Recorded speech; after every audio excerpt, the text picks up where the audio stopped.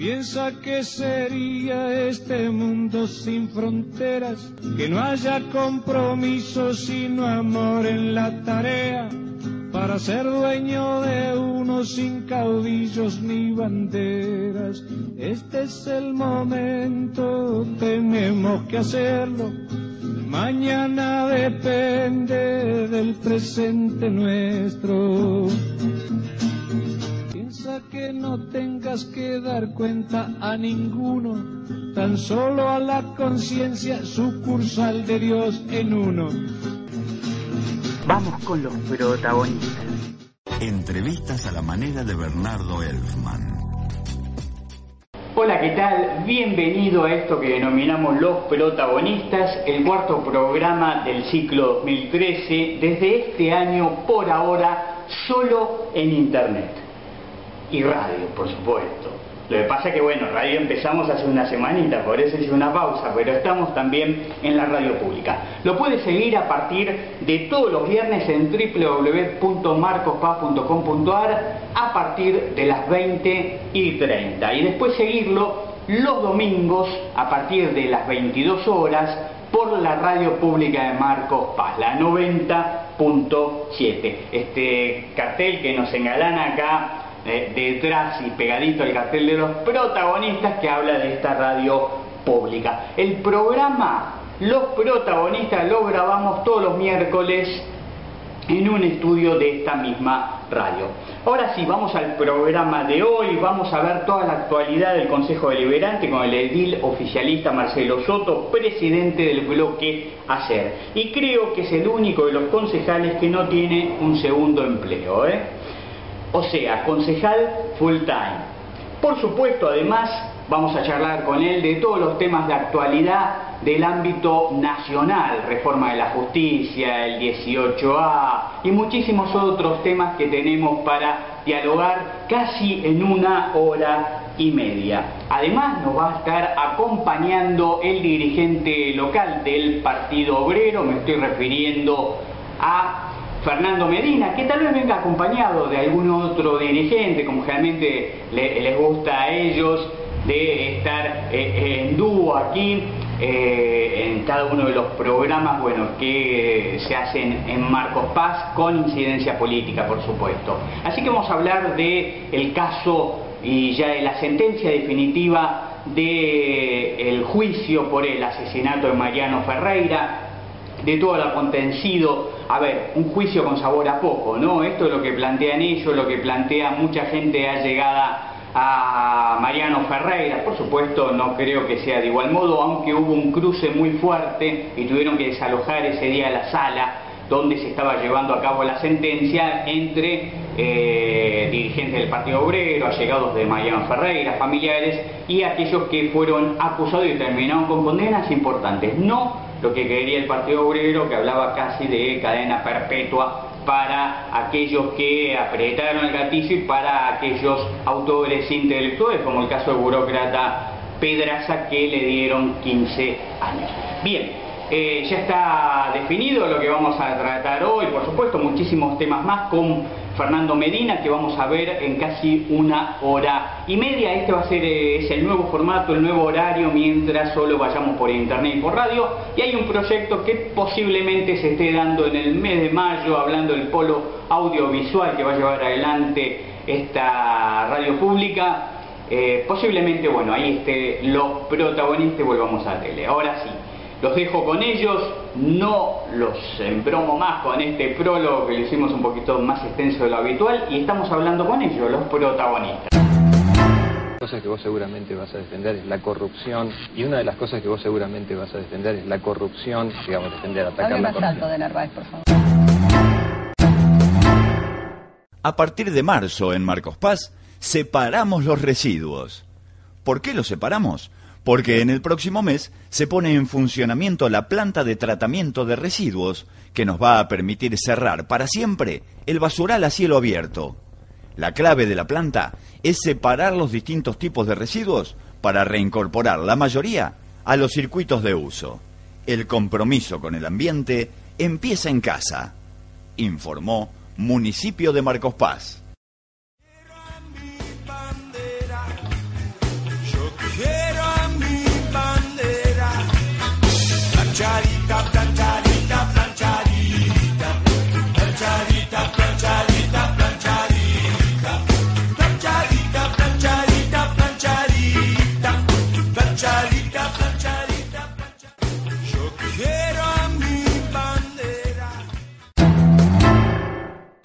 continuamos en los protagonistas.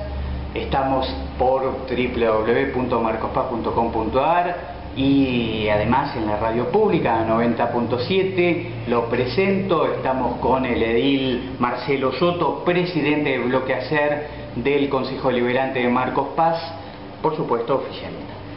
Soto, gracias por acompañarnos. No, muchas gracias a vos, Norma, por invitarme y por supuesto, y desde luego, saludo a toda la audiencia. Bien, a ver, vamos a empezar hablando un poquito en general por lo observado en las últimas sesiones, en lo que fue el transcurso del 2012 y el comienzo del 2013. Lo vemos como un concejal que maneja muy bien la conciliación, o por lo menos intenta, primero, lógicamente, tener agrupado a lo que es la concertación, pero tratar de acordar temas con la oposición para que no sea un desmanejo a veces el Consejo.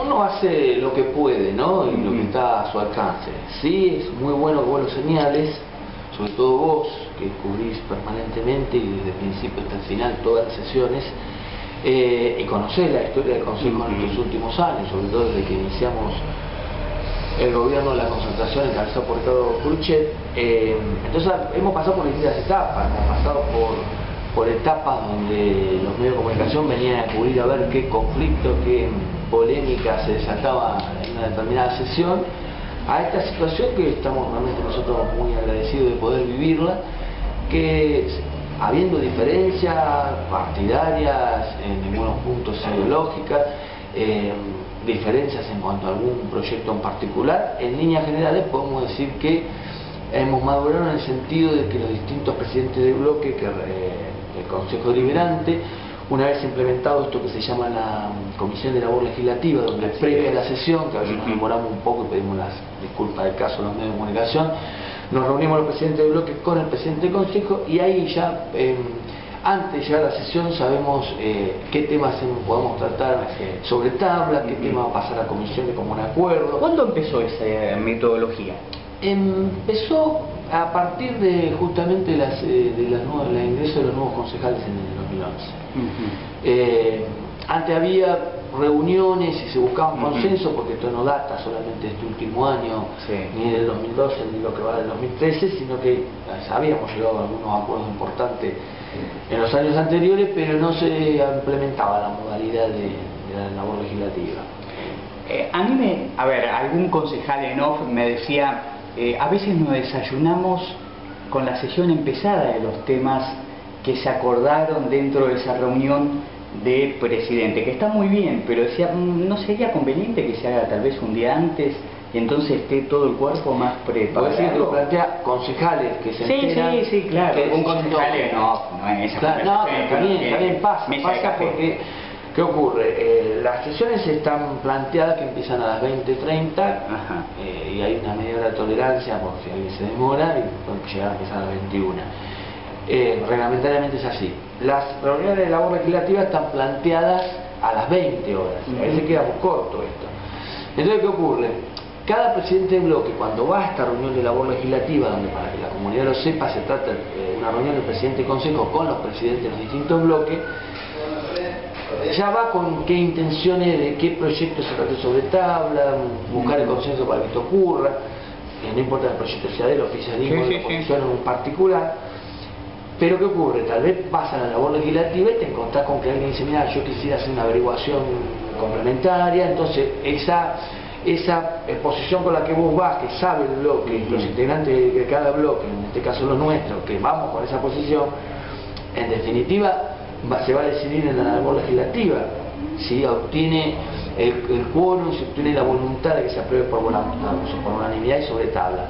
Entonces, ¿qué pasa? Cuando vos terminás la reunión de labor legislativa, ahí recién tenés en claro que se va a aprobar. Entonces, cuando salimos de la reunión de labor legislativa y entramos al Consejo para iniciar la sesión, que es inmediato, rápidamente hay que decirle a los concejales de cada uno de nuestros bloques, mirá, este sale, este no sale, este pasa a comisión. Es decir, eso es cierto. Podría ser una alternativa hacerlo un día previo. ¿Y hubo alguna circunstancia en algún momento, algún concejal díscolo que se había acordado algo y después quiso llevar al recinto su posición personal? Puede pasar porque suponte, tal vez el concejal que está muy comprometido con un proyecto y que tiene mucha ansiedad que ese proyecto se trate el mismo día, y si el resultado de la búsqueda de consenso en la reunión de labor legislativa con los demás presidentes de bloque no arriba a esa conclusión, obviamente puede llegar a no respetar lo que se ha determinado en esa misma reunión de labor legislativa. Sobre todo porque yo creo que estoy acordándome a qué caso te referís. Uno fue el de Sousa. Claro, ese mismo, estaba imaginándome yo, porque un proyecto que él pensaba que no tenía que tener ningún tipo de obstáculo, que se podía tratar. No me acuerdo del proyecto. Sobre tabla ese mismo día. ¿Te acordás del proyecto? No, me acuerdo lo que pasó, pero no el proyecto. Y decía, no entiendo cuál es el argumento por el cual no se puede tratar sobre tabla. Y después, es más, se trató, y... sí me acuerdo. Era la imposición del nombre de Néstor Kirchner al SIC. Entonces después no hubo inconvenientes, se aprobó creo casi por unanimidad. El tema es que querían agregar cuestiones, no sé si era ese tema o la construcción del monumento. Puede ser, que ahí lo chicañaban porque él dijo que él no tenía ningún inconveniente en pagar. Ese era. Porque te digo, ahora no recuerdo con fidelidad, porque en realidad no estaban, en general nadie se oponía, o algunos se iban a abstener. La cuestión era que querían agregar de qué se iba a tratar el monumento, si iba a ser un cuadro, si iba a ser un monolito, si iba a ser, no sé, algo artístico, algo formal. Y por esa razón lo dilataron y, como se llama, Totti consideró que no era un argumento fuerte, entonces salió del acuerdo previo y puso su posición sin involucrar a los compañeros, los varones. Les cuento a quien nos está escuchando a Radio Pública que estamos con el concejal Marcelo Soto, que es presidente del Bloque Hacer del oficialismo, ¿no?, que hoy gobierna Marcos Paz. Hubo en esta, creo que fue la última sesión, un caso de voto transversal, ¿no?, como lo denominé yo, porque a ver, Carlos Albertela votó con ustedes. Digo, Carlos Albertela, para quien no conoce el mapa del Consejo Deliberante, es de Unión Pro, realmente vota en contra del oficialismo. Y el presidente del bloque oficialista, Víctor Magni, se abstuvo en un voto. Digo, ¿esto puede ser algo común en este año o fue una casualidad por ese tema? Ha pasado en otras ocasiones. Ha habido proyectos donde, por ejemplo, el concejal Miguel Achucarro ha votado con nosotros. Sí, es cierto. Más de una ocasión. Se ha acusado con su compañero y me parece muy sabio, muy honesto de su parte, que independientemente del espíritu de cuerpo que tiene que tener cada bloque, hay cuestiones donde, por ejemplo, está de acuerdo con la posición de nuestro bloque o nosotros con la posición de los otros y lo hacemos. Este caso es muy particular porque, digamos, en el caso de Víctor Magni, como presidente del Consejo Deliberante, tiene la responsabilidad de que las sesiones se lleven a cabo con tranquilidad, buscar consenso, buscar que la mayoría de los temas, dentro de lo posible, sujetos a modificaciones, puedan salir por unanimidad. Tiene mucha más fuerza que salir por una mayoría simple, aunque es legal, por supuesto, que salga por una mayoría simple, pero por supuesto todo proyecto tiene mayor fuerza en la implementación de parte del Departamento Ejecutivo si es por unanimidad. Y el tema que siempre es recurrente, ya se ha tratado en otras ocasiones, quiero explicar un poco cómo era, es un tema donde el concejal Sol viene insistiendo con que todo aquel concejal que falte a las sesiones o a las comisiones y no lo justifique previamente, que esa falta está justificada, bueno, perdón por la redundancia, el concejal sea pasible de una sanción económica. Esa cuestión ya existe en el Consejo Deliberante, es decir, ya está preestablecido reglamentariamente que todo concejal que falta y no se justifica la ausencia, es decir, si falta sin avisar. Lo que pasa es que hay que actualizar. Fija un valor que ha quedado muy atrasado. Claro, estamos hablando de 40 estamos hablando de 40 pesos. Entonces no representa una sanción y representa, digamos, un impedimento que falta pague 40 pesos. No le hace... ahora se está hablando de entre 700 y 1000 pesos. Claro, 700 y 1000 pesos. Lo que pasa es que para reformar el reglamento interno que regula el funcionamiento del Consejo internamente, se requieren reglamentariamente, reglamentariamente las 2/3 partes de los concejales, es decir, de los 14 que somos en la actualidad, por lo menos 10 tienen que votar afirmativamente. Y lo que estamos fue una discusión técnica sobre si había que votar primero, digamos, esta necesidad de que se modifique el reglamento y luego tratar los proyectos que surjan de cada uno de los concejales, de cada uno de los bloques, o si se puede hacer una comisión para luego estudiar distintas propuestas digamos, de modificación del reglamento, votarlo. Bueno, a mí no me cabe ninguna duda, el reglamento es muy claro, es decir, para que se pueda tratar la modificación del reglamento hay que expresar a través del voto a mano alzada la voluntad de que hay necesidad de modificarlo. Y después se armará la comisión y cada bloque presentará su proyecto.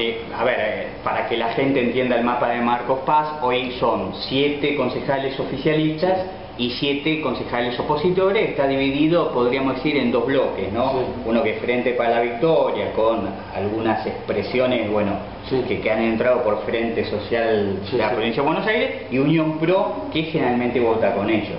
Sí, más lo dijiste clarísimamente y muy sintéticamente, así que creo que quedó claro para la comunidad.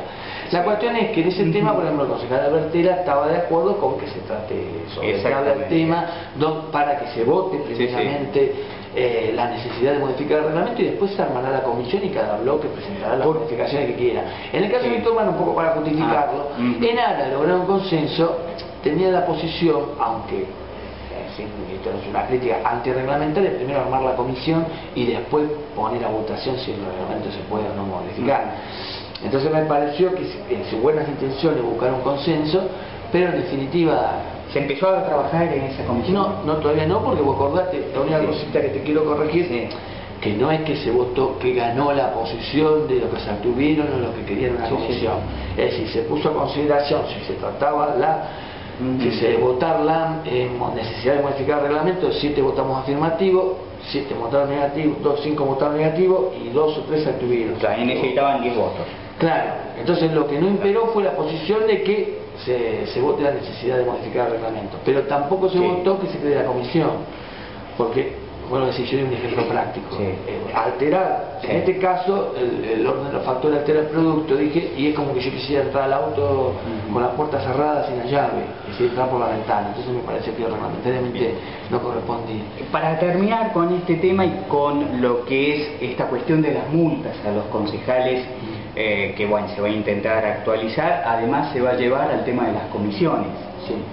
Porque yo he visto alguna encuesta que me llama mucho la atención, que haya algún concejal que el 2012 no haya ido a ninguna comisión. Más que un tema, la verdad que puede. Más que una encuesta, es una estadística que se hizo. Es decir, exactamente. El año pasado se aprobó un proyecto por unanimidad que establecía, como se llama, que a fin de año, para que se conociera públicamente la labor que ha tenido el Consejo durante todo el periodo ordinario, se diera a conocer las ausencias, la presencia de los concejales a las sesiones, a las comisiones, la cantidad de proyectos presentados por cada bloque, cuántos presentó el Departamento Ejecutivo, cuánto bloque Movimiento Hacer y Frente para la Victoria, cuántos PRO, cuántos piden informe, cuántas comunicaciones, cuántos surgieron por unanimidad, cuántos por mayoría.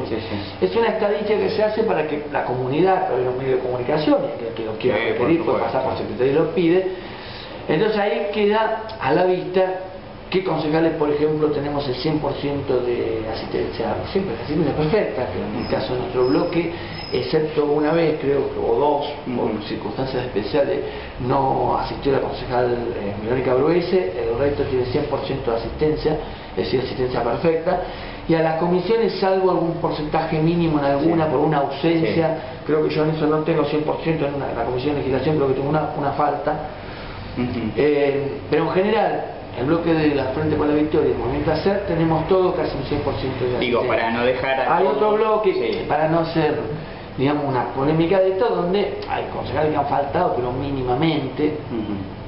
Y sí, se trata de un concejal específicamente, que es el concejal Salman, en una comisión tiene, digamos, la inexistencia perfecta, no fue ninguna, y en las sesiones creo que ha estado alrededor, no me lo tengo a memoria, en la estadística, pero alrededor del 60%. ¿Ustedes hablan de estos temas con el bloque al cual hoy pertenece Salzman, porque en definitiva los que tendrían que evaluar la situación son ellos. Después Sí. puede ser todo el cuerpo, ¿no? Que una vez intentaron, pero no tuvieron Pero yo creo suerte. que ser concejal, después que uno tuvo la suerte, por supuesto, de que la comunidad te acompañó con su voto y sos electo y asumís, Sí. es carga pública. Ujú. Entonces, hay cuestiones reglamentarias que uno puede sancionar a un concejal porque se ausenta con o sin Sí, aviso, o no viene a la comisión con y sin aviso. Pero en definitiva, quien te va a sancionar, que esto yo lo he charlado inclusive con el propio Maximiliano Sou, que es el autor del proyecto, donde si bien lo acompaño, de que la necesidad de votarlo, la necesidad de que sean 2/3, la necesidad de modificar el reglamento interno para actualizarlo a los tiempos de hoy, en lo personal, yo te digo, a mí no me preocupa si viene o no viene. Yo se lo he dicho a Sou, yo te acompaño porque, digamos, nosotros tratamos de ser un todo. No, y perdón, yo, perdón, pero a mí no me corresponde. Es decir, aquel ciudadano Sí. que votó y confió Sí. en un determinado concejal, es decir, la democracia no termina, lo dije una vez en una reunión de seguridad, creo que vos estabas, seguro que estaba. La democracia implica que no es que el ciudadano se presente una vez cada 2 años en una elección, vota a su candidato preferido y lo convierte en concejal, intendente, lo que fuere, o consejero escolar, en el caso de Marcos Paz. Sino que todos los días tiene que estar controlando las gestiones de concejal, qué hace, qué no hace, qué pretexto presentó, qué dijo en una sesión, qué posición tomó sobre un tema determinado. Pero en definitiva me parece que la sanción más importante es de la comunidad que lo ha votado y la comunidad que no lo ha votado, porque tiene responsabilidades también para con la comunidad que no te vota, en el caso mío, de cualquiera. Entonces me parece que esa es la sanción más efectiva. Ahora, en términos políticos, que yo soy presidente de uno de los bloques y Toti Sou es el presidente de otro de los bloques, pero funcionamos en tándem, es decir, el movimiento hacer con el Frente por la Victoria. Nosotros, vos lo dijiste clarísimo, somos 7 concejales oficiales de un lado, 7 concejales de la oposición por el otro, y muchos temas que no estamos de acuerdo, de los pocos, digamos, la menor cantidad de temas que no estamos de acuerdo unánimemente, se definen por el voto doble. Ahora, si el concejal Salzman no viene, a mí me facilita las cosas, somos 7-6, no necesito el voto doble. No, O sea, está bien, me manejo, por eso, podemos analizarlo. Esto como una cuestión Lo institucional ponemos por eso, dentro de lo lo que podemos se analizar conseja. de dos cuestiones. Pero al vecino me imagino que Lo podemos analizar desde distintos puntos de vista. Uno, el institucional, que digo, por supuesto, es carga pública. Cada concejal tiene la responsabilidad, la obligación, tiene derechos y obligaciones, facultades que tiene que ejercer, y en ese caso, por supuesto, institucionalmente corresponde, por eso el reglamento arbitra esta cuestión de que el concejal que falte, tenga ausencia, sin justificar a la comisión de las sesiones, tiene que ser sancionado. Lo que pretende concejal Sou con este proyecto que hemos acompañado, más allá de esta cuestión que te dije política, esta es la cuestión institucional, ¿no? Quedó obsoleto, digamos, o muy atrasado el valor. 40 pesos no es lo mismo que 700 pesos. Tal vez se impone el reglamento que sea 700.000 pesos y el concejal que no asiste a la comisión porque no quiere, no porque tiene una cuestión imperante de fuerza mayor que lo impide llegar, y lo va a pensar 2 veces si le van a descontar 700 pesos, me imagino. Puede obligarlo a que venga para no tener que, digamos, no sé, no cobrar nada de sueldo porque faltó 3 veces seguidas. Sería bueno que la obligación no le queda nada. sea Ahora, eso en términos una carga institucionales. emocional del trabajo por el cual hace, carga ¿no? pública y uno sabe qué responsabilidad tiene ante la sociedad. Es decir, entonces, ahora, ¿quién va a ser el que más va a sancionar como aporte? Capaz que los 700 pesos, los 40 o los 1000 no lo hace el mes y sigue sin venir. Ahora, vengamos algo, nunca se lo practicó tampoco. No, ni aún existían los 40 porque pesos. se supone que uno tiene que tener responsabilidad. Yo lo he dicho 1000 veces, no quiero ser aburrido, ni quiero ser reiterativo. Pero muchas veces lo he dicho y lo primero que cuando han ingresado concejales nuevos a nuestros bloques se lo he dicho. Porque ahorita enseguida se acreditan, se presentan, che cómo trabajan, se ponen en auto de cómo es el manejo del bloque, cómo se va a trabajar o qué pautas puede incluir para que se trabaje distinto y mejor. Entonces yo siempre le he dicho, mire, hagan lo que le nazca mejor, pero piensen esto. Piensen esto, hoy tenemos una comunidad de más de 50.000 habitantes y los únicos elegidos, ciudadanos elegidos por el voto directo del pueblo, somos solamente 19, más de 50.000. El intendente, los 14 concejales y los 4 consejeros escolares. Me parece que ese honor de haber sido elegido entre más de 50.000 habitantes, solamente 19 por el voto directo, porque después los secretarios, subsecretarios, los directores son elegidos, digamos, por la decisión del intendente, sin mediatizarlo, digamos, por la voluntad popular. Es la decisión del intendente que fue votado, entonces tiene derecho a elegir ciudadanía. En el caso de los que fuimos electos directamente, es un honor que yo siempre lo digo, no te alcanzan las horas del día para poder rendir pleitesía este honor que entregaron. Son uno de los 19 de 50.000 que eligieron para que lo representen. Aparte, legalmente carga pública. Ahora, por eso digo que la peor sentencia o la peor sanción la va a recibir el concejal, que le digan, che, pero vos tenés que representar los intereses, confiamos en vos, no más. Bien, ¿me sigue acompañando, concejal Marcelo Soto? ¿Cómo no? Vamos a una pequeña pausa y seguimos dialogando de estos temas del Consejo y después de algunos temas de actualidad. En estos momentos, esto lo estamos grabando día miércoles, en el Congreso de la Nación se está debatiendo desde hace algunas horas el proyecto de la reforma de la justicia, así que algo lo vamos a consultar. Ya volvemos. PC Service, soluciones en computación. Venta y reparación de PC, insumos, sistema de redes, asesoramiento integral. Avellaneda 2202 Marcos Paz, teléfono 477-1640. PC Service, soluciones en computación. A partir de marzo en Marcos Paz, separamos los residuos. ¿Qué tenemos que hacer para empezar a separar? En primer lugar, comprar un segundo cesto de basura. En un cesto tiraremos todo lo que no puede volver a ser usado, como restos de comida, papel mojado, colillas de cigarrillos, saquitos de té, etc. Y en el segundo cesto, que debería tener una bolsa verde para que el recolector pueda reconocerla, tiraremos todo lo que se puede volver a utilizar: papel seco, botellas, cartón, tergopol, plástico, etc. Recordá que el compromiso con el ambiente empieza en casa. Informó Municipio de Marcos Paz.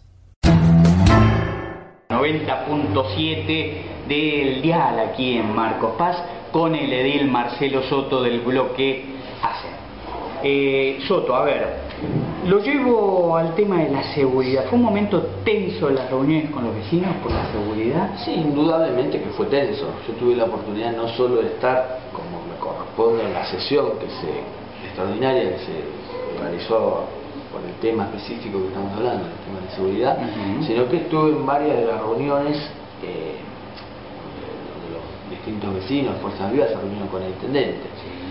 Y por supuesto era tenso porque fue un pico alto de hechos de inseguridad, ejercidos con mucha violencia, sobre todo con el caso de estos denominados rompepuertas, que no solo no conforme con robar y entrar a la fuerza a una vivienda, sino que ejercían violencia sobre los intendentes de esa familia. Entonces sí, obviamente fue un momento tenso porque mucha de la gente que asistió, se trata de gente que por lo general no es muy, digamos, muy frecuente, que participe. La mayoría de la gente en carne propia de estos hechos, ¿no? Gente típicamente se acerca, sino al consejo, a charlar o a hablar con el intendente, sino que había como no solo indignación, sino también mucha preocupación, mucha paranoia con respecto al tema de cómo va a continuar. Lo que valoro de esto es que en general se actuó con mucha responsabilidad, tanto de parte de los vecinos y de parte del intendente municipal, que se creó esta sana costumbre de que las reuniones periódicas del intendente en persona con los vecinos. Hay que dar la cara, con tantos vecinos. Yo participé en la primera, que fue, creo que la más agresiva contra el intendente. Digo, hay que estar en la piel de los vecinos, ¿no? No, por eso. Digo, agresiva con respeto. Yo pero entiendo, por supuesto, que que los ánimos pueden estar caldeados, que la gente por indignación, por frustración, por un montón de cuestiones, obviamente no va a hablar, no todos van a hablar con la tranquilidad, por supuesto, expresarse con la formalidad que se requiere, pero por supuesto tampoco justifico a aquellos que se exceden, y muchos de los que se excedieron, algunos no lo podían controlar porque realmente estaban muy nerviosos, y otros un poco de acting, ¿no? Un poco de actuación para la cámara. He visto, a ver, no sé si usted lo sabe, me llamó la atención, una de las personas que participó de las marchas y que estuvo en casi todas las reuniones, bastante crítico del intendente, me llamó la atención, ahora está trabajando en el municipio, en la parte del COM, que es Matías Martínez. Y además Matías Martínez, en su momento, le pidió la renuncia al intendente. ¿Se acuerda usted? Sí, por eso lo voy a repetir. En el caso del chico Matías Martínez, que organizó dos o tres marchas, si no me equivoco, ahí en el... Sí, ahí en el Obelisco. La Independencia y Avellaneda. También había sufrido una situación personal que por supuesto lo puso nervioso, le hizo sentir, digamos, frustración, para de alguna manera, una palabra. Pero por supuesto, en el momento uno reacciona de una determinada manera, la pasión le gana a la racionalidad, sin que esto deje de justificarse que se haga marcha, obviamente, o que se organicen marchas. También fueron personas que asistieron y después van bajando un poco, porque después esto lo importante es qué destino le das, cómo lo canalizás para que esto sea productivo, para que esto tenga, digamos, se llegue a conclusiones o a determinadas medidas ejecutivas que logren. Después vamos a hablar de esas medidas de la cual participó el Consejo, pero ¿está trabajando este chico hoy en el no sé bien en qué área, pero sí sé que está trabajando, que ya en otra época, inclusive antes de organizar las marchas, si no me equivoco, había estado colaborando con las mesas de gestión de seguridad en los barrios, con Sabina Bogorio y con Chiquito Popular, Ariel. Y después yo he tenido charlas con él, como te digo, charlas con Paz. En las últimas reuniones de seguridad también habrá visto que, por ejemplo... lo veo bastante blando, ¿acordás algo?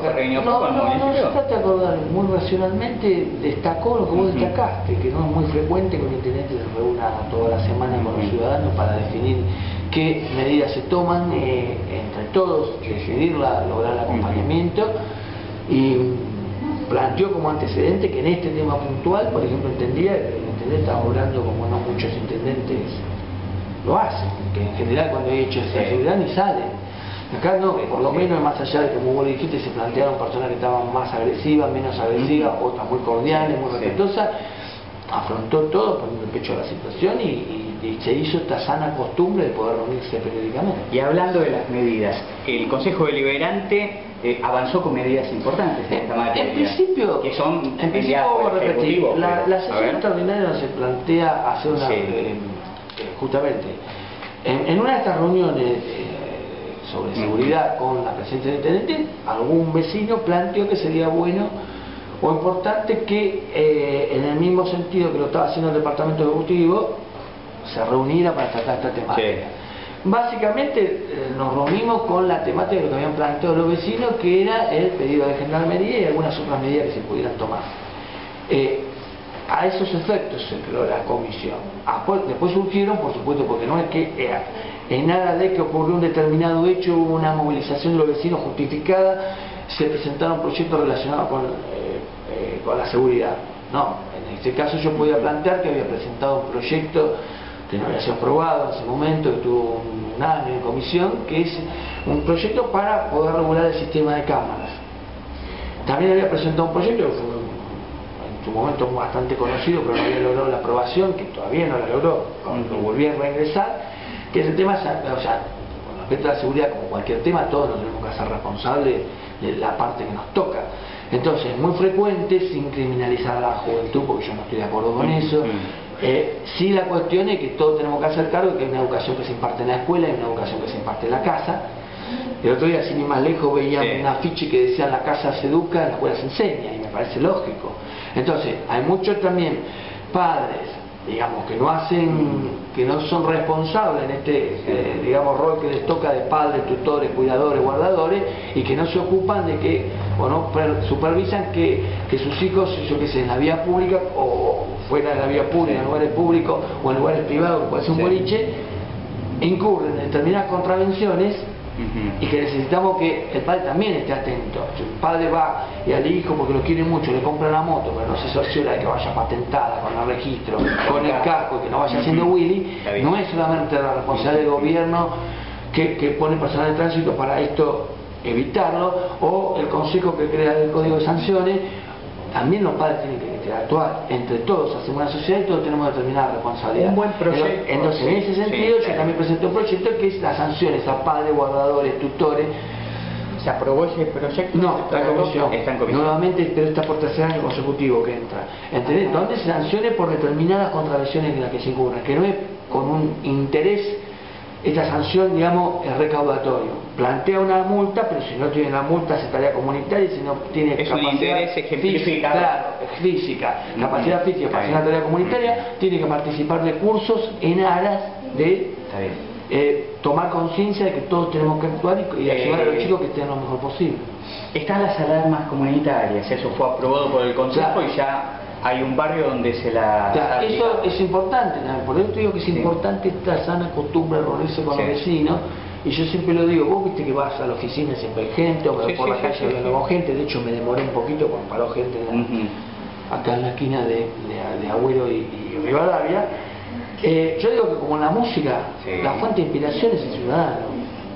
¿Entendés? Es decir, la fuente de lo que uno termina escribiendo en el consejo y proponiéndolo como proyecto, es lo que uno habla con la gente y que tiene, digamos, se replica en distintos sectores y que plantean esto habría que hacer, esto habría que hacer, o habría que poner un reductor de velocidad en tal calle, o habría que hacer un zanjeo en tal otro. Es decir, esa conversación, esas reuniones con el intendente terminó que de la misma fuerza viva, porque yo lo destaqué en la sesión, surgió, por ejemplo, de colocar estas alarmas comunitarias, esta alarma comunitaria, donde se aprobó la ordenanza del Consejo, pero por otro lado el Departamento Ejecutivo coincidió con los vecinos que esto se haga a la modalidad de los consorcios de obras, como para acceder a la obra de una extensión de red cloacal, de agua corriente, de asfalto. Una parte la pone el municipio para ayudar, otra parte la pone el vecino, se puede hacer cómodamente en cuota de acuerdo a la capacidad de pago cada uno, y es en definitiva, Bernardo, una herramienta más a todas las que se pueden sumar, pero en esta la destaco particularmente porque surgió de las propuestas de los vecinos, y esto es importante destacarlo. Así es. Se viene el cierre del ejercicio, siempre es un tema complejo, ¿no? Polémico. Siempre va a ser complejo por una sencilla razón, ya por modus operandi, no solamente en Marcos Paz, sino cualquier municipio y tanto a nivel, en todos los niveles. Siempre lo que despierta, digamos, un debate cuando se trata del presupuesto, porque si bien la ley es clara que el presupuesto lo tiene que elaborar el Departamento Ejecutivo, porque para eso fue elegido, esto no quita que siempre la oposición trata de plantear que si ellos tuvieran la facultad de elaborar el presupuesto, lo elaborarían de tal o cual manera. La cuestión clarísima es que tiene la facultad del Departamento Ejecutivo porque para eso fue elegido, ¿no? Y así lo determina la ley. Esto no quita que se pueda consensuar, mirá, me gustaría que suba los recursos del partido, que baje de tal otra. En el cierre de ejercicio, ¿qué pasa? Es el análisis de la cuenta del año anterior. Es decir, nosotros estamos en el año 2013 analizando las cuentas de todo lo que se gastó, viendo las boletas, que son más o menos un mes y algo, para revisarlas en la oficina de contaduría, la boleta, las órdenes de pago, las facturas, y también si se trata de subsidio a personas que emiten acción social, si están las encuestas sociales, si están las rendiciones. Es lo que pasa, no hay antecedente de que un cierre de ejercicio la oposición lo apruebe. Como no hay antecedente de que un cierre de ejercicio del oficialismo no lo apruebe. Esto no quita que nosotros, por ejemplo, en el último cierre de ejercicio, en análisis de cuentas, en 2011, hemos agregado algunas cuestiones que nos gustaría que se prolijen, que se corrijan, que se cambie la modalidad. Pero es vuelvo a decir, un modo operandi, ya una práctica donde la oposición trata de observar, viendo la misma documentación, uno ve que, suponte, falta una encuesta social, o porque se puede, digamos, como se llama, traspapelado, una encuesta social que justifica que salga un subsidio para una persona con necesidades. Para su social necesita. Falta la encuesta social. Entonces, para mí puede ser que se traspapeló, o puede ser que en la urgencia, ese trámite que implica que tenés que hacer la encuesta social, dónde vive, de qué vive, cuántos son las familias, no está. Bueno, para mí es bueno, pongo en el dictamen, hemos observado que se comportan 10% de las órdenes de pago relacionadas con subsidios, no está presente la encuesta social. Para otro dice, este delito, este error, es decir, cada uno lo ve de la posición que ocupa. Por eso, fíjate que tanto en el presupuesto como al cierre de ejercicio, yo siempre pongo un párrafo que lo repito intacto, que es que cada uno, todos somos subjetivos. ¿Por qué somos subjetivos? No, objetos no podemos ser. Esto es decir, somos objetivos imposible porque es ser un objeto. Un sujeto no puede decir que se convierta en un objeto, es igual a la locura eso, ¿no? Somos sujetos al lenguaje. el lenguaje es arbitrario. El lenguaje no todos entendemos lo mismo. Yo puedo estar hablando con vos y un ciudadano que está escuchando esta nota entiende de una manera lo que dije y otro entiende de otra. Justamente, el ser humano, es decir, no me quiero meter con la filosofía ni con la psicología, pero es bueno saberlo. La comunicación no es tan lineal como la planteó Ferdinand de Saussure, que decía hay un emisor, hay un código y hay un receptor. Hay hombres como Freud, Lacan y otros que plantean que no es tan lineal y que hay un emisor, hay un receptor, hay un código, pero también eso está atravesado por el inconsciente y por las intenciones de cada uno. Entonces, donde uno ve todo bueno, el otro ve todo malo. Bueno, ahora no está gobierno bien, nacional, claro, oposición. No está bien ni una ni otra. Está bien. Es decir, habría que tener, que es lo que trato de tener yo con nuestro bloque, una tercera posición donde hay cuestiones que no están ni 100% bien ni 100% mal. Por eso yo tuve un pequeño debate, una discusión cuando ya se me está volviendo, pero cuando se trató de la tercera posición. Y no está mal, si la tercera posición siempre es una casa de impuestos. O sea, le puedo hacer... no quiero seguir con el tema, perdón, no, pero Piaget no era entender psicólogo de niño, era un epistemólogo que quiso saber cómo se producía el conocimiento de un niño y terminó descubriendo otra ciencia. Freud era médico y terminó descubriendo el psicoanálisis. Es decir, si no es ni el orden médico ni... Está bien. Me permite, concejal, a ver, estamos en los últimos 5 minutos. Listo. Ya está Fernando Medina, que después vamos a dialogar con él de todo el caso Mariano Ferreira. Ya está aquí en el estudio de la radio pública. Y lo quería consultar de 2 temas puntuales que no tienen que ver con el Consejo, digo, para finalizar, que son temas de actualidad. Uno, del cual vamos a hablar, ya lo dije, con Fernando Medina, el tema del juicio por el asesinato de Mariano Ferreira y las condenas. Usted es hombre ferroviario, ha estado muchos años, exactamente, muchos años ligado. ¿Qué le pareció todo este tema de la condena y el tema de la justicia? Primero quiero empezar y aprovechar que está Fernando esperando para ingresar, porque después lo escuché a Fernando en distintos medios de comunicación donde expresaba lo que representaba para ellos como integrante del Partido Obrero poder llegar al Consejo, utilizar la banca abierta y exponer en el Consejo a través de la banca abierta, que se escuchara al ciudadano, los partidos políticos, de todo que quiero hacer uso, y que a partir justamente de la presión de Fernando, representación del Partido Obrero y los distintos sectores que han sentido y hemos sentido esta desgracia, ¿no? El acto criminal contra el militante Mariano Ferreira, redundó en la resolución repudiando el hecho y pidiendo que se haga justicia. ¿Por qué lo traigo a colación? Porque yo presenté un proyecto para la sesión del miércoles, del viernes, que no se va a hacer el jueves porque es el Santo Patrono el jueves, el viernes, donde retomo el tema, y así como hicimos una resolución a instancia de la expresión de Fernando Medina, pidiendo que se haga justicia, donde yo necesitaba destacar 2 cosas. Primero, la condena, aunque porque con mucha razón muchos pueden plantear que se hizo justicia media porque no es toda la condena que se hubiese podido, o sea, muchos esperaban del partido, lo he escuchado a Altamira, lo he escuchado a otros dirigentes, lo he escuchado al hermano que decía que estaba conforme porque es un avance, pero que no iban a dejar de ¿cómo se llama? Apelar para que se llegue a la cadena perpetua, porque 18 años para Favale, para Pablo Díaz, 15 porque no se pudo comprobar fehacientemente que había una instigación a Pedraza, pero en principio estamos hablando de grandes popes, gente muy violenta, siempre fue violenta. Destacar esta cuestión de que hay un principio, una condena, y destacar, y eso lo digo porque está a propósito y va a estar este proyecto, destacar el programa de concientización que ellos plantearon ante la sociedad. Es decir, porque lo importante de esa resolución hablaba, primero, declarar interés, el programa de concientización de las implicancias de ese proyecto, de lo que significaba, más allá del delito en sí mismo y del asesinato, del homicidio en sí mismo, sino que representaba esto contra el militante que está luchando por la reivindicación de un sector que eran los contratados, ¿entendés cómo se llama?, que no podían pasar a planta. Este sistema de concientización para que la gente, la fuerza de vida, tomen conciencia de que esto no fue solamente un homicidio, que había otras cosas.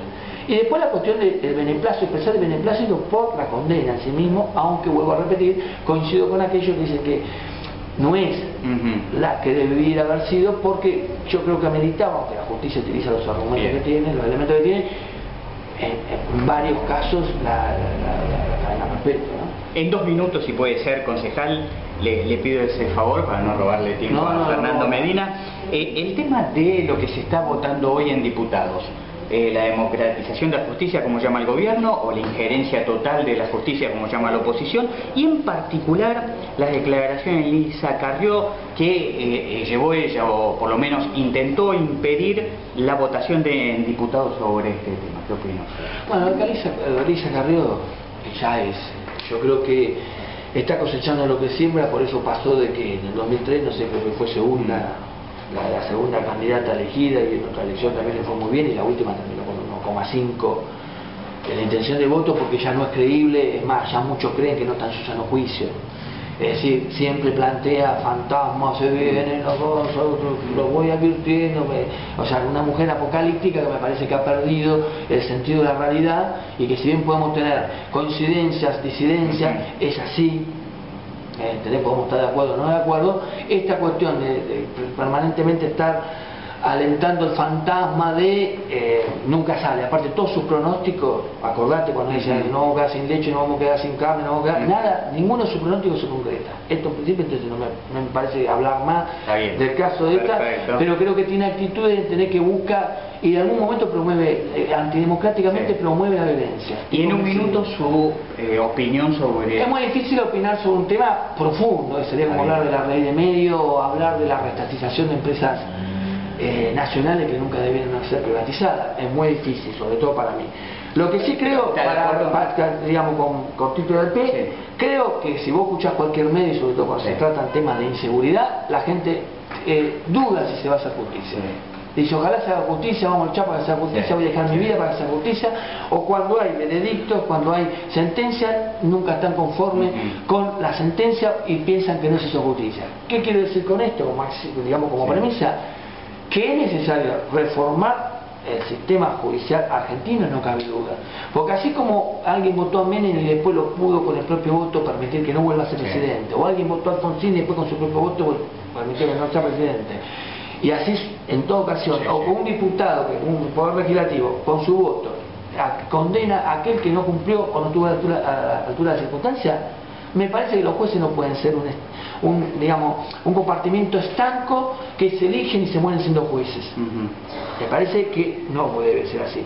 Está de manifiesto que hay jueces, por ejemplo, que una ley nacional votada por el Congreso por distintos sectores políticos, como es la ley de medios, no se podrá terminar de aplicar porque te sale un juez o te sale un fiscal de Mendoza vinculado al mismo sector económico, no voy a decir periodístico, y te va planteando recursos de amparo, y es imposible, y desmereciendo, digamos, al Congreso de la Nación, que tiene la potestad de votar y que la arrodille, no se termina de implementar, y terminan defendiendo intereses concretos, es decir, de grupos económicos concretos.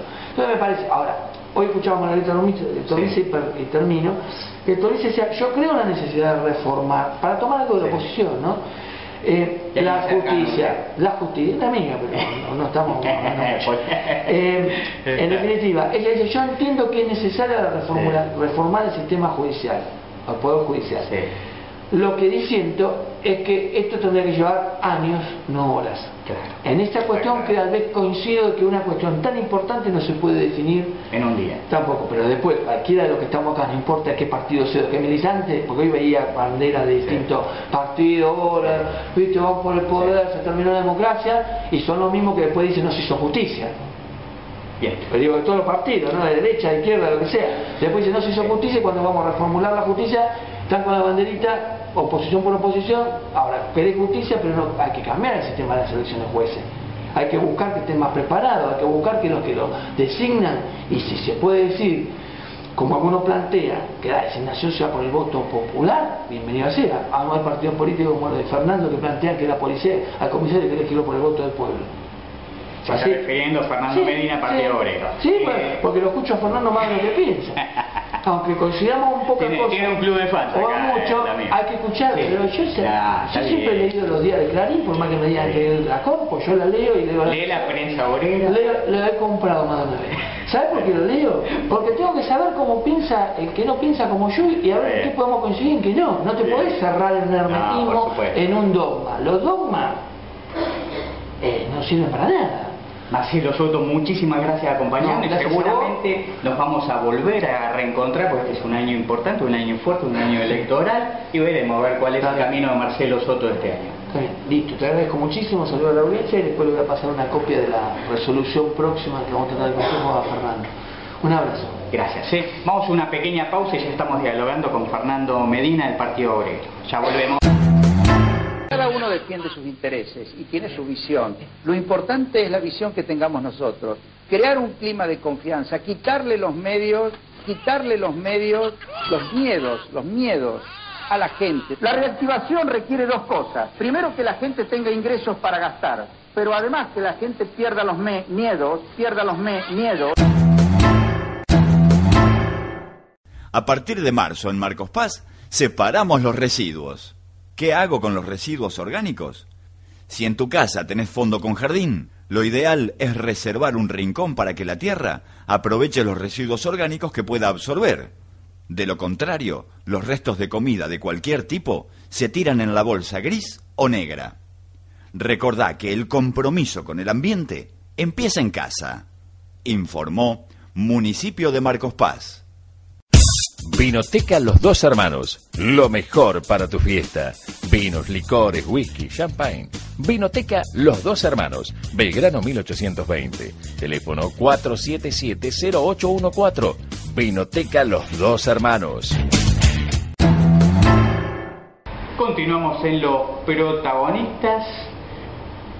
Yo lo presenté en el prólogo, ya estamos con Fernando Medina del Partido Obrero para hablar del caso Mariano Ferreira, el asesinato de este dirigente de esta fuerza política por toda la cuestión de la tercialización que se ha dado en el sector de ferrocarriles, que terminó en este trágico hecho provocado por la patota sindical, juicio de por medio, sentencia, y una sentencia con sabor a poco que ya lo vamos a consultar a Fernando Medina. Lo pongo en autos, estamos en www.marcospa.com.ar y por la radio pública, la 90.7. Ahora sí lo presentamos.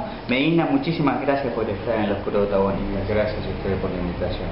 Bien, ¿sabor a poco lo que fue la sentencia? Y el fallo, nosotros esperábamos la perpetua, y el juicio que se desenvolvió desde el 6 de agosto, que fue cuando empezó, las pruebas que se fueron procesando en el propio juicio indicaban que a Pedraza y a la patota se le tendría que haber dado perpetua. Así que, bueno, para nosotros la lucha por el juicio para Pedraza, para la perpetua para Pedraza fue enorme. Nosotros, no solo el Partido Obrero, sino el apoyo de las organizaciones y de los trabajadores en general, de la juventud, que se han manifestado con actos, afiches, murales. Bueno, mencionaba Soto antes, en el bloque anterior, que nosotros hicimos uso de la banca abierta en el distrito de Marcos Paz para solicitar que se declare interés municipal el caso de Mariano Ferreira y sus implicancias. O sea que el crimen de Mariano terminó siendo un hecho emblemático que marcó a una gran parte de la sociedad. En ese sentido, cuando el juez, el tribunal dice que María del Carmen Verdú pedía una sentencia ejemplificadora y que la justicia no está justamente para eso, nosotros entendíamos que eso es lo que hay que hacer, porque no era un caso más, porque el caso Mariano Ferreira fue la comprobación de donde una burocracia sindical, de manera premeditada, de manera organizada, en vínculos con la policía, con el Estado, con los empresarios, con la Secretaría de Transporte y el Ministerio de Trabajo, llevaron adelante este acto criminal, y con esta condena lo que han hecho es salvar a las cúpulas superiores. O sea, el tribunal con esta condena ha intentado limitar el hecho de continuar la investigación o llevar adelante, digamos, el juicio hacia Tomada, hacia Schiavi, hacia los empresarios de los bosques. Ha sido casi una acción, digamos, elaborada meticulosamente para poder lograr, digamos, en alguna medida dejar satisfechos al movimiento popular que se generó detrás del crimen de Mariano, y por otro lado poder permitir la impunidad a los sectores políticos responsables, que fueron, digamos, manifestados por el propio tribunal. ¿Podemos recordar las principales condenas?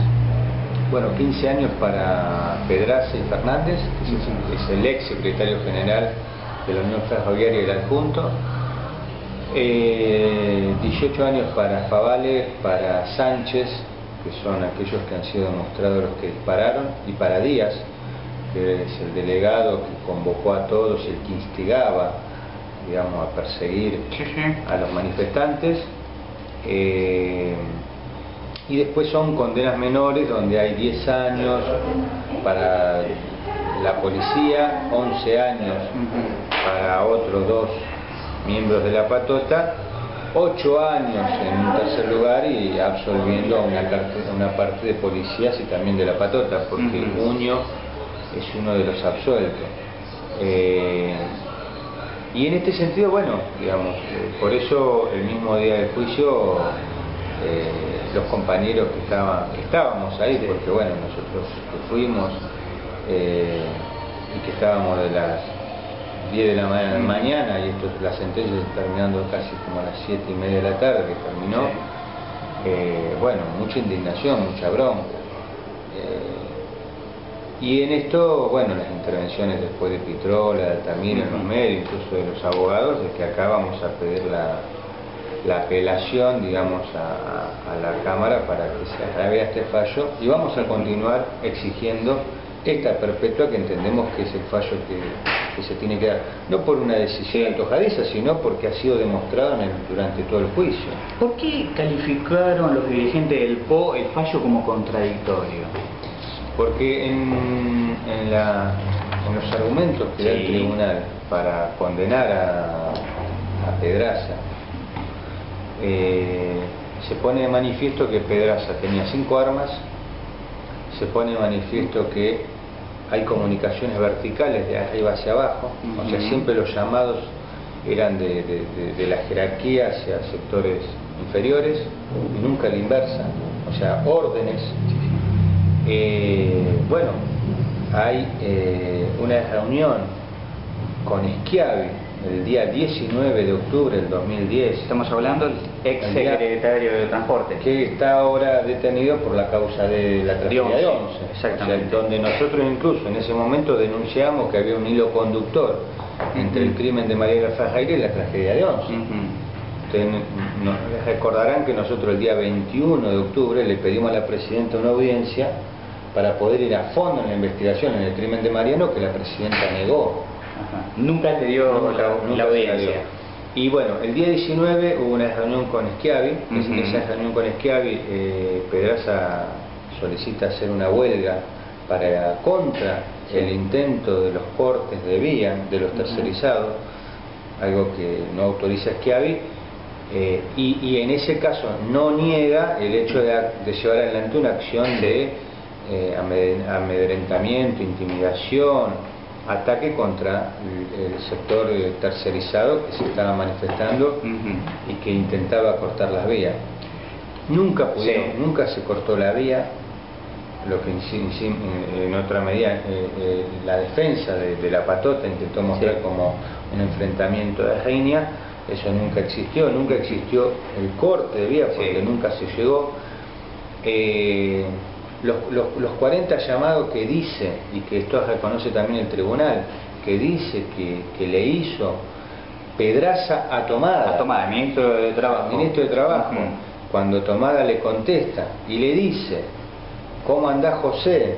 Ya antes que nada te quiero aclarar, frente a los 40 llamados que ya hablé, y estamos trabajando para ver cómo metemos a la gente esta y qué cursito preparamos para adoctrinarlos, porque no son todos zurdos, no son todos quilomberos.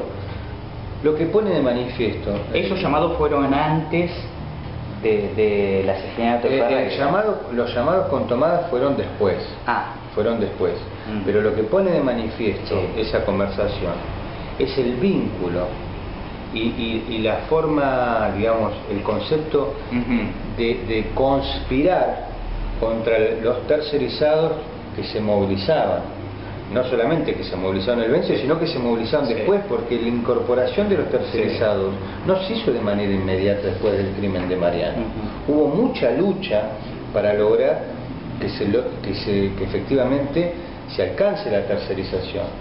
Y en ese sentido, la conversación que el tribunal toma, que forma parte del juicio, que después lo escuchamos en todos los medios nacionales, porque se dice, a pocos días del juicio se manifestó en los medios nacionales. En esa conversación el juez del tribunal dice que entiende él subjetivamente que hay un intento de tomada por despegarse del problema cuando le contesta a Pedraza. O sea que detrás de una apreciación subjetiva del tribunal se entiende de que en este caso el ministro de Trabajo trataba de sacarse el problema de encima. Nosotros entendemos con la conversación, pero lo entiende todo el mundo que lo escuchó, que es todo lo contrario, que hay una colaboración por parte del ministro de Trabajo en ver cómo pueden continuar con ese negociado que tiene que ver con la tercerización. Digo, un dato menor, capaz hasta paralelo uno podría manifestarlo, porque no tiene nada que ver con esta situación, me refiero al arquero Migliore, ¿no? Que por conversaciones supuestas y por colaborar con alguien que cometió un asesinato y está preso. Claro. Bien. Bueno, sin ir más lejos, ese mismo día, el día que no se le dio la perpetua a Pedraza y a toda la patota, se termina dando la perpetua a cinco responsables del crimen de Matías, ¿cómo es el apellido del joven este que fue asesinado? Y que el mismo día que se condenó a Pedraza se le dio la condena. Que lo pasaron y mostraron incluso los medios comparando. Sí, no me acuerdo del apellido, pero Berardi. Matías Berardi. Ahí está el amigo y asistente de dirección, Manuel Regueiro, acotándonos el apellido de esta persona. Y ese día hubo 5 condenas a perpetua. Bueno, obviamente el tribunal tuvo que apelar a una gran creatividad para poder lograr que digamos se salve al poder político y al grupo empresarial de los UOFE, que es la otra parte que está involucrada. El tribunal informa en el juicio. ¿Qué es la UOFE? Es la unidad de gestión operativa de lo que es la línea de Roca. Es como ahora se armó en el Sarmiento, es un grupo empresarial que tenía la concesión de la Roca, y a la vez ese sector era el que establecía contratos con sectores tercerizados que hacían el trabajo de la tercerización. Ese trabajo tercerizado formaba parte, la empresa era Unión del Mercosur, de la cual era propietaria Pedraza, su mujer y parte de esta burocracia de la Unión Ferroviaria, que jugaban el doble papel de tener, por un lado, ser representantes de los trabajadores y por otro lado, ser patrones. Así es, empresario. Nadie más que ellos pretendían que el sector tercerizado no pase a planta permanente, porque implicaba perder ese negocio. El UOFE, el grupo empresarial, el día 19 le cede a 120 trabajadores que el 20 no vayan a trabajar porque supuestamente iban en una manifestación. Cada vez que el sindicato pedía que los trabajadores vayan a una manifestación, no le descontaban el día. Ese día se lo descontaron. Justamente se lo descontaron para no quedar vinculados en una acción donde ellos concedían a través de un permiso gremial a una cantidad de trabajadores que vayan a una acción criminal. Digamos, fue todo preparado. Todo planificado. Claro, está premeditada la acción. Y eso está demostrado en el juicio. Digo, a ver, Altamira fue tal vez capaz, dentro de la dirigencia del Partido Obrero, algo así con su manifestación, el más optimista, ¿no? Rechazamos el fallo, pero no nos vamos con las manos vacías.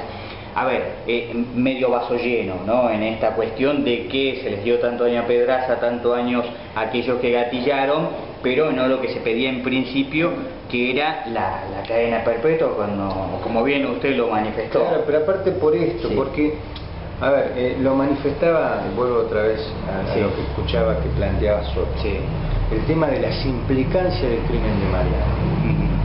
La perpetua para Pedraza y compañía da lugar a continuar la investigación para Tomada, para Schiavi, para la UOFE, para Aníbal Fernández, que estaba como jefe de la Policía Federal. Hoy senador. Hoy senador.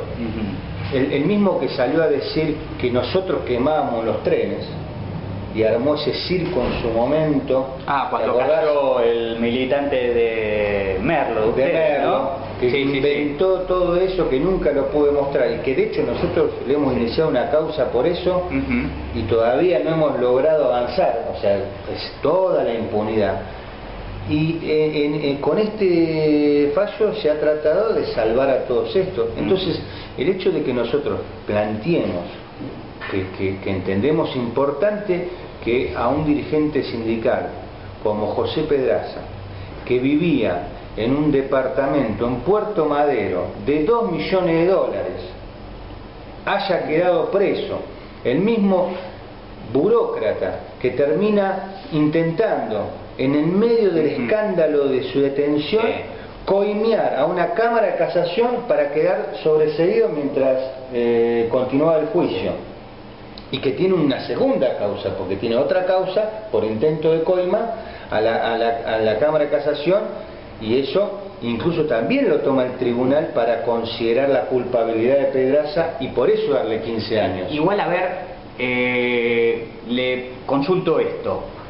Es un hecho histórico, en definitiva, por más que esté medio vaso lleno, que un burócrata sindical y el peso de Pedraza hoy esté preso y con 18 años de cárcel.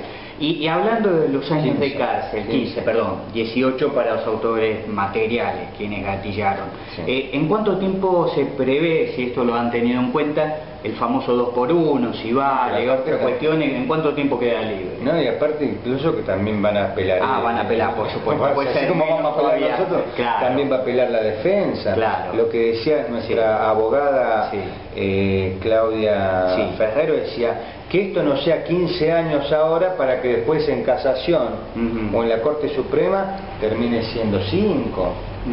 Porque toda la presión se ha generado en el marco del juicio. Te hago, Fernando Medina, la última, antes de ir a una pequeña pausa y terminar con un último bloque de 20 minutos, donde vamos a seguir hablando seguramente de este tema y de temas de actualidad que nos están corriendo de estos días, ¿no? ¿Hay más responsabilidades políticas en toda esta cuestión? Por supuesto. Bueno, sí, lo comenté, lo de Tomada, Hace un resumen.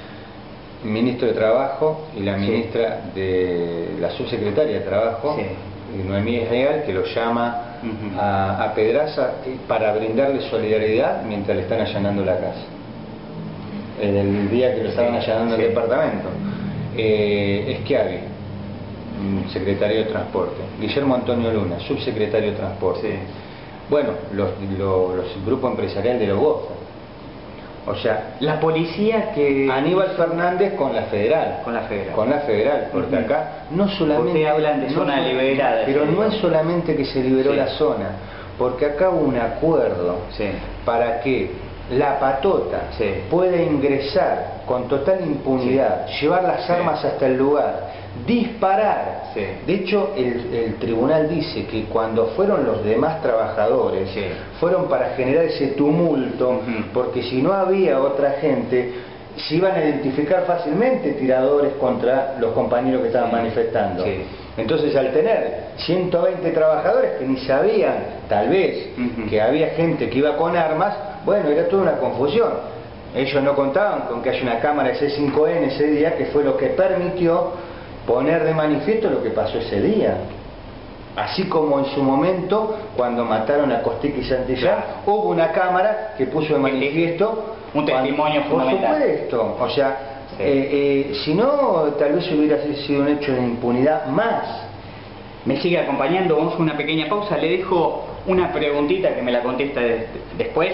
Usted estuvo presente en lo que fue el juicio en varias oportunidades. ¿En esta última estuvo cuando se hizo la sentencia? ¿Adentro? Sí. No. Adentro Hay Me la 5 lugares, o sea que...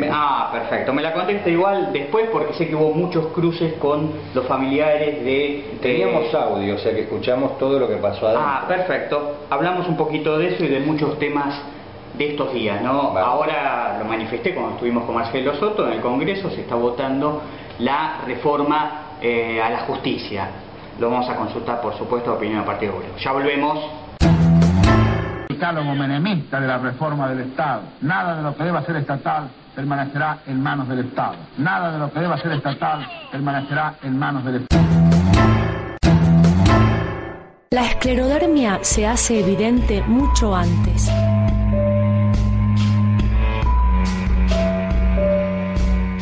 Si advertís en tus manos o pies dedos blancos o azules, estás a tiempo de informarte sobre una posible esclerodermia. Consulta a tu médico. Para más información, entra a www.esclerodermia.org.ar.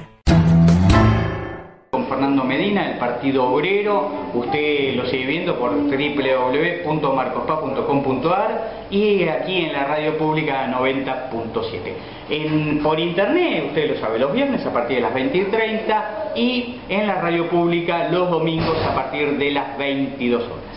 Seguimos dialogando con Fernando Medina y quedó la última preguntita con respecto al tema de lo que fue la sentencia en el caso del asesinato de Mariano Ferreira, el militante del Partido Obrero. Usted estuvo en casi todas las sentencias, estuvo, mejor dicho, en toda la parte del juicio, estuvo en las sentencias, pero de afuera, todavía muy pocos lugares. Ahí se escuchaba todavía audio. ¿Se escuchó audio, el cruce, todo lo que pasaba? No, hubo tal vez dos momentos de mayor tensión e indignación. Uno tiene que ver cuando a las 10:30, 11 de la mañana escuchamos las declaraciones de José Pedraza, que era la primera vez que hablaba. Nunca había hablado y era, bueno, indignante escuchar su intervención. Le habló a la mamá de Mariano, planteó que no era su intención matar a Mariano, que era el sindicato que luchaba contra la tercerización, siempre en defensa de los trabajadores. Una cosa que, bueno, y que, bueno, tratando de plantear de que no haya una condena política. Fue un momento de mucha bronca porque, bueno, quedó sobradamente con pruebas el papel que ha jugado Pedraza, esto que te comentaba de la coimán, es, digamos, la expresión máxima de una manifestación de impunidad. Y bueno, y el otro momento que tiene que ver cuando se empezaron a plantear las condenas. En el audio se escuchaba griteríos, aparentemente tiene que ver con sectores de los familiares de la policía, porque hay dos policías que han sido condenados a 10 años. Y bueno, en un momento hubo que desalojar la sala, así que bueno, igual nosotros continuamos escuchando toda la condena y en 2 meses estaría, digamos, los fundamentos por escrito del tribunal. ¿Y las apelaciones cuánto tiempo llevan? Después, digamos, después cada una de las partes, una vez que tengan los fundamentos por escrito, van a poder hacer apelaciones. Ellos ya quedan presos, salga o no salga la apelación. Sí, hasta que no haya un fallo que modifique esto, obviamente siguen y continúan, digamos, con la condena que hasta el momento tienen. Se viene la película este sábado, ¿quién mató a Mariano Ferreira? Es así, hemos visto algunos de los folletos, sé que ahora usted, bueno, va a salir con su alma de militante, ¿no? Claro. A pegar folletos y a planificar lo que va a ser esa jornada. ¿Va a ser una charla de debate o solo la película? No, también va a haber una charla. Tiene una enorme importancia con esto que comentaba, lo que generó el crimen de Mariano, ¿no? La lucha de un movimiento popular para que se haga justicia y para lograr la perpetua de Pedraza. De la película actúa Martín Capazós, periodista y escritor. Escritor, actúa Soledad Villamil. Actúa, bueno, está Tenenbaum, el otro periodista, Piñeira. Bueno, hay una Piñeres es el director. El director. Bien. Hay una cantidad de actores y periodistas. La película trata del libro que escribe Diego Rojas, que se llama ¿Quién mató a Mariano Ferreira? Es un libro que llega hasta antes que empiece el juicio, o sea que todo lo que tiene que ver con el juicio no lo aborda, pero sí hace una investigación sobre todo lo que implica la tercerización.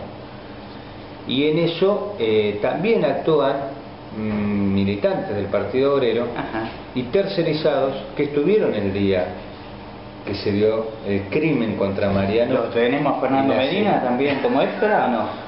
No, hay otros compañeros. ¿Otros? Bueno, esto pasó en la zona sur, en Avellaneda. Gran parte de los compañeros de esa zona son los que estuvieron ese día y que bueno, salen en la película. Y bueno, yo no he visto la película, pero bueno, he leído las críticas de... ¿Se adecua a la realidad a todo lo que ha pasado? Sí, hace una película que intenta reflejar la investigación que ha hecho Diego sobre la tercerización y sobre la base del crimen de Mariano, y bueno, deja una conclusión abierta porque tiene que ver también con que bueno, sobre esa base va a haber una sentencia que ya la tenemos. Así es. Y una lucha más de fondo que tiene que ver contra esta lucha contra la tercerización. Que bueno, es el punto que nosotros digamos vamos a continuar, porque es el legado que nos deja Mariano. Mariano era un joven de 23 años que estudiaba en la Universidad de Buenos Aires y trabajaba en una fábrica metalúrgica, queriendo ser un delegado sindical, haciendo su vida política sindical y también terminando sus estudios universitarios y apoyando solidariamente una manifestación genuina que son tercerizados que quieren pasar a trabajar en planta permanente y que cobraban 2.500 pesos en ese momento como tercerizado, mientras que un trabajador efectivo cobraba 7.000. O sea, la diferencia salarial era brutal y bueno, lo terminan asesinando. Entonces, bueno, esto implica la lucha en regla. Yo lo escuchaba a Soto que dice hacer conciencia. El gobierno nacional, la mayor estructura de tercerización son las Argentinas Trabaja. Son todas las cooperativas, son todas tercerizaciones. Entonces es contradictorio cuando él dice, el Consejo Deliberante, llevar una acción de concientización cuando ellos políticamente no llevan adelante una gestión, una acción para evitar esa tercerización y por el contrario la utilizan, porque gran parte de los municipios funcionan a través de esa tercerización. Hay muchos secretarios generales de diferentes sindicatos municipales enojados con el tema porque de a poquito van suplantando a los empleados municipales. Por supuesto, por cero. Lo mismo que si alguno de una Argentina trabajaba en una empresa. Y lo que falte de esos 1.200 que le paga el Estado lo pone la empresa, o sea, es un subsidio al empresario. Y en el caso de los empleados públicos es atacar la estabilidad laboral, porque mañana un municipal tiene un conflicto, una huelga, te pongo los que Argentina trabaja que reemplacen a esos trabajadores, o sea, los atacan por todos lados. Pero lo peor es cuando, bueno, se plantea con cierta hipocresía el problema de la tercerización. Acá hay que actuar consecuentemente contra la tercerización.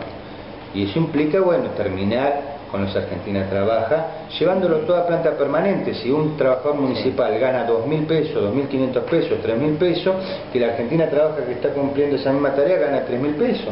Y mira como qué fácil que se resuelve. Ahora es todo lo contrario.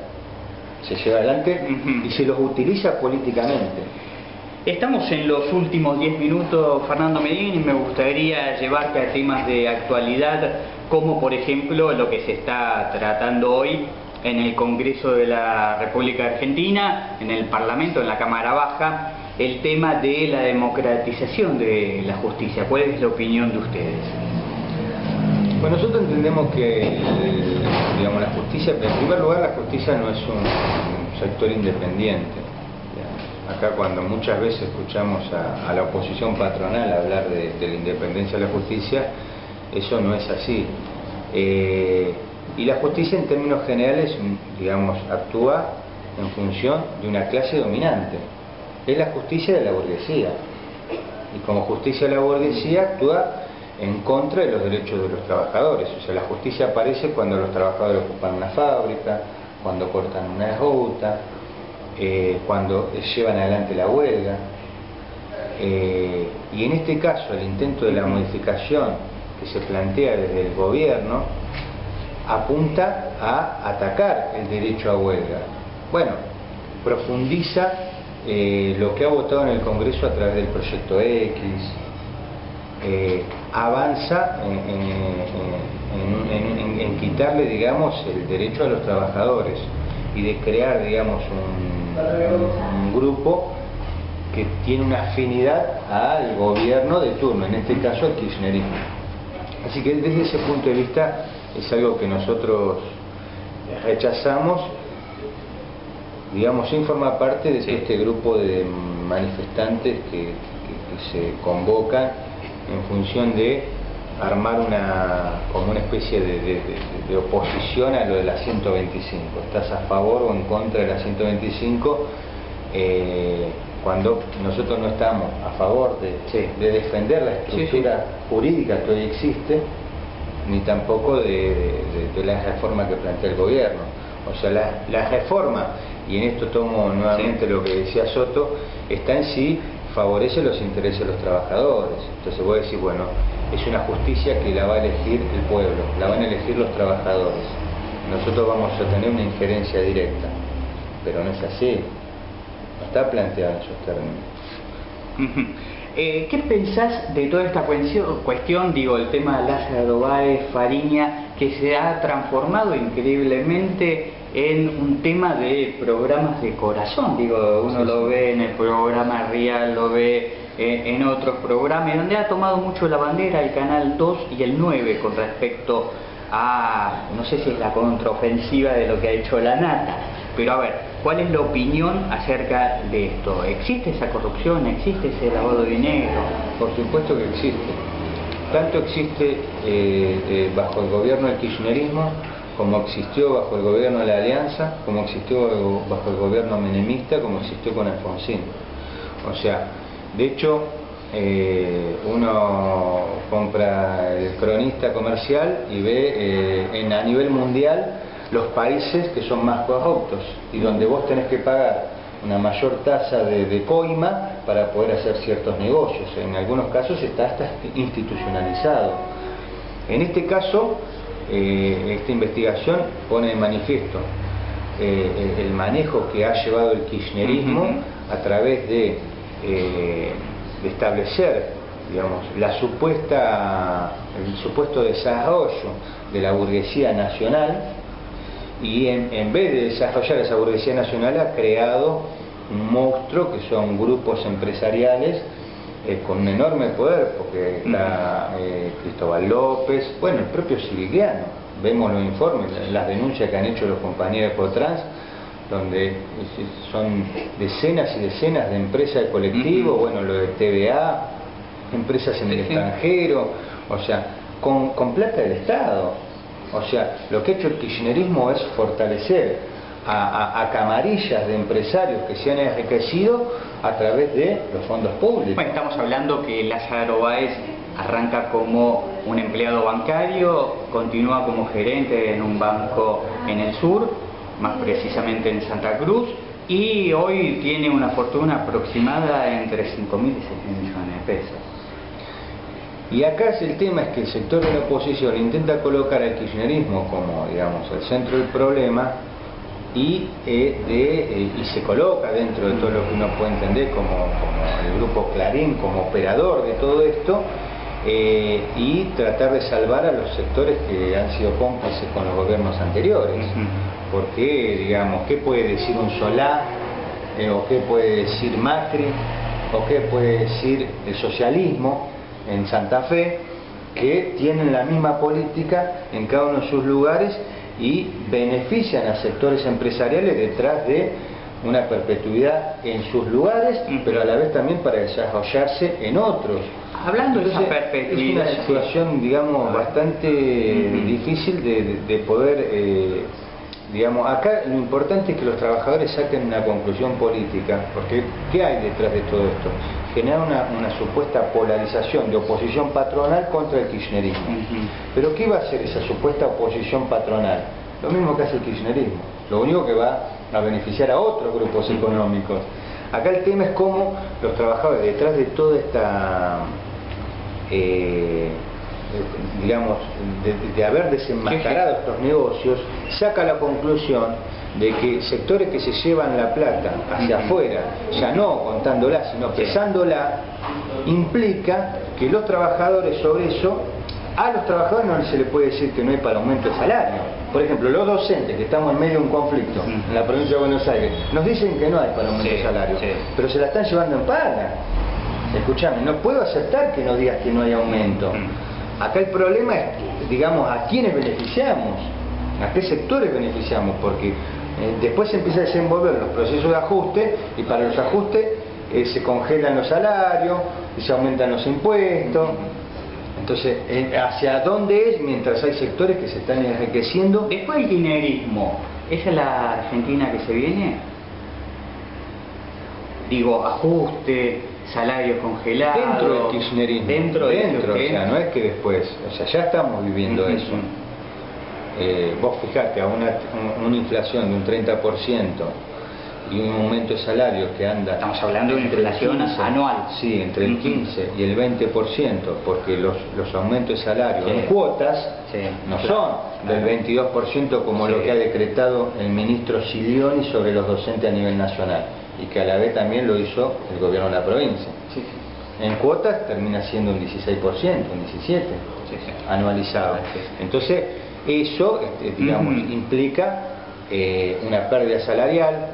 Después con aumento de precios constantemente, con el aumento de la nafta, porque al final el acuerdo que intentó hacer Moreno implicó que las naftas que estaban más baratas terminen subiendo de un día para otro. No aparece todavía la supercar de Moreno, ¿no? La tarjeta. Lo que pasa es que, bueno, en ese sentido también el gobierno está, digamos, trastabillando sistemáticamente con planes que no van a ningún lado.